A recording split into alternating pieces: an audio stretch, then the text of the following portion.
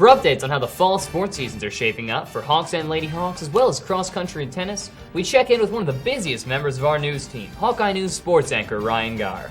Welcome back, Ryan. Thanks, Lexi and Chris, and hello Hawks and Lady Hawks sports fans. You're entering the Athletic Zone. This month we have updates on volleyball and football as both teams are in the playoffs.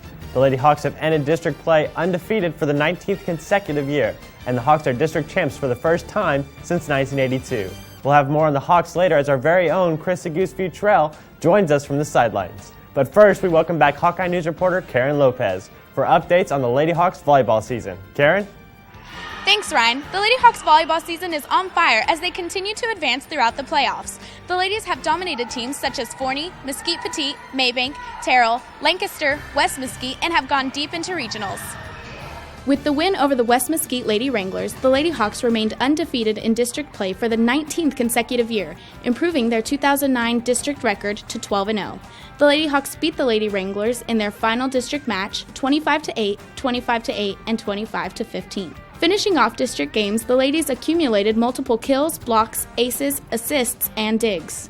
Andrew McQuaid had 85 kills, 9 blocks, 21 aces, 64 assists, and 48 digs. Erica Ransom had 5 aces and 22 digs. Tara McKinney had 14 aces and 75 digs. Casey Bird had 4 aces, 130 assists, 29 digs, and 2 blocks. Hunter Porter had 66 kills and 18 blocks. Morgan Watts had 27 kills, 9 blocks, 3 aces, and 4 digs. Jennifer Lawson had 68 kills and 18 blocks. Brianna Som had 32 kills, 2 blocks, 1 ace, and 5 digs. Lindsay Persifka had 1 block, 2 aces, and 22 digs. Devin Gwines had 10 kills. Candace Halbert had 41 assists, 7 aces, and 6 digs. Jessica Montgomery had 19 digs and 3 aces. Gabby Pena had 1 ace and 9 digs. The Lady Hawks played the Cleburne Lady Jackets in the bi-district round of the playoffs.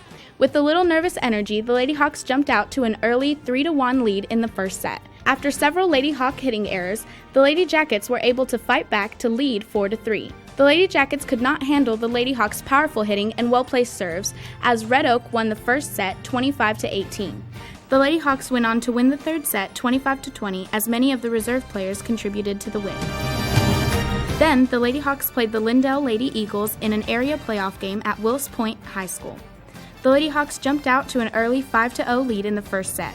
As the teams continued to battle, Lindell called a timeout with the Lady Hawks leading 20-18. Regrouping, the Lady Eagles were able to take over the lead 23-21, forcing Red Oak to call a timeout. The Lady Hawks fought back to tie the score at 24 and won the first set 27-25. The Lady Hawks overpowered Lindell to win the second set 25-7.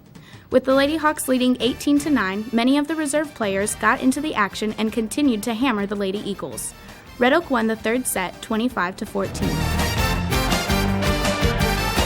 A good crowd followed the Lady Hawks to Hillsborough High School as the Lady Hawks faced off against the Midway Pantherettes in the regional quarterfinal playoff match. The Lady Hawks struggled early in the first set as the Pantherettes jumped out to an early 3-1 lead.